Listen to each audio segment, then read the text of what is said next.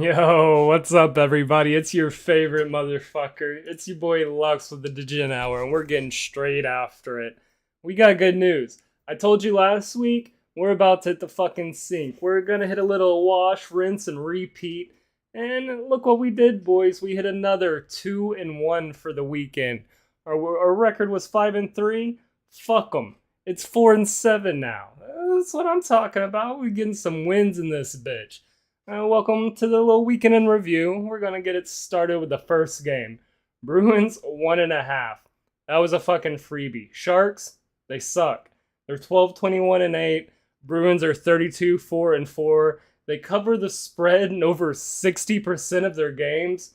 Follow the script, baby. Take the free money. 4-2. Started off for a fucking beautiful start to your weekend of chasing units. And your favorite unit chaser, Lux, gave you a not so pleasurable pick for Saturday. Colts -2.5. The Texans didn't follow the script. They didn't follow the script at all. And honestly, I'm pretty disappointed in those motherfuckers. If they lost this game against the Colts, they would have got the #1 draft pick. They could write, the storyline for next year and become a great team. But the Texans let the pride get the best of them. They've only won 2 games. They wanted that third win. They took what they could get. They were able to take it 32-31. There was a few moments where I was like, okay, yeah, this Colts -2.5 is still a lock.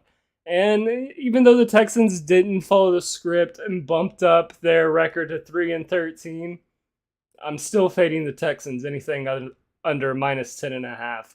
This is a rare occurrence. The Colts are 4-12. They're not a great team. We're still sticking to fading the Texans. Anything under -10 is usually ideal. -7.5, run to it, baby. Run to it. That shit's easy. We were suggesting a parlay between Bruins and Colts. If you did that, yeah, I'm the motherfucker. It is what it is. We took an elbow. We rebuild. You follow the plays. We're 7-4. You got a unit or 2 in your pocket because your boy. Fuck the parlay. Just put a few, sprinkle on the parlay. A few units, nothing crazy, just little money. The game that we were nervous about, but we had to add to the card because, man, it's the fucking college national championship. Of course we have to add it to the card, was the TCU versus Georgia game. I was on the TCU side. +12.5. This is the national championship. These are 2 great teams. Anytime that we think, oh, it's going to be a blowout, it usually isn't.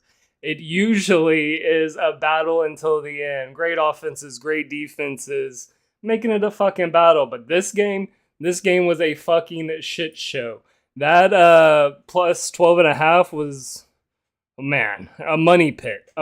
You're just throwing your money in there. You'll never see that motherfucker again. 7-65. I wanted to add that to the card. I did. But I'm not a dumb motherfucker. What I did was over 62.5. Round of fucking applause, boys, for the 62.5. Because fuck. Georgia did that by themselves. 65-7. 65-7. Name another team in the national championships that gets this far, that gets their ass beat like that. But was saying that I think TCU is extremely lucky to become 13-2 in this season and get as far as they did. When you look at TCU, it is a private Christian school in Fort Worth, Texas, right? Or somewhere around fucking Dallas area. I don't know. Somewhere in the middle of fucking nowhere. I've lived in Texas my whole life.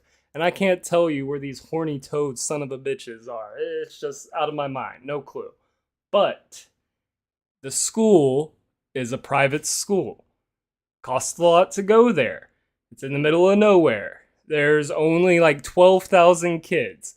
Georgia, on the other hand, has a great location. People love Georgia. They have a great football program with 40,000 plus kids in there. It's just... when a football player is choosing schools, where are they going to choose? There's a reason why Georgia's #1 and TCU accidentally wiggled its way into #3.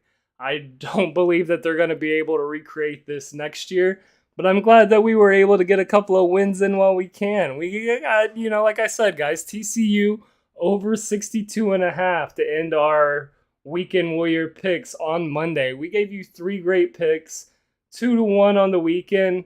It was a beautiful thing. We rinsed and repeat a session of what we did 2 weeks ago, and no complaints. No complaints at all, guys. You need to tune in on Thursday so you can get 3 more picks from us, and we hit the rinse and repeat again. Ideally, we use soap and drop that L and change it to a W, though. And guys, remember, you can call us at 713-489-9402. 713-489-9402. I would love your picks. I want the easy picks, the sweatless picks, shit that's going to put money in my pocket. I don't want any hassle. I just want dollars. 713-489-9402. If you call me, give me your name, date, a brief description of the bet. I'll get you featured on the Gen Hour. You can be on No Fumbles with Lux.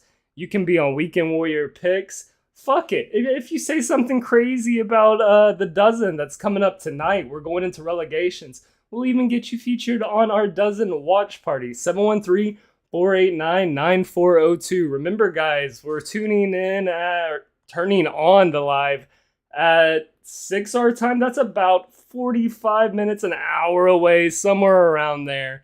And we're going to have a dozen watch party tonight. They're going into relegations. 8 teams go in, 4 teams come out. We'll see who locks it in and stays in the dozen or who gets eliminated. If you have any guesses, make sure you drop them in the chat, guys.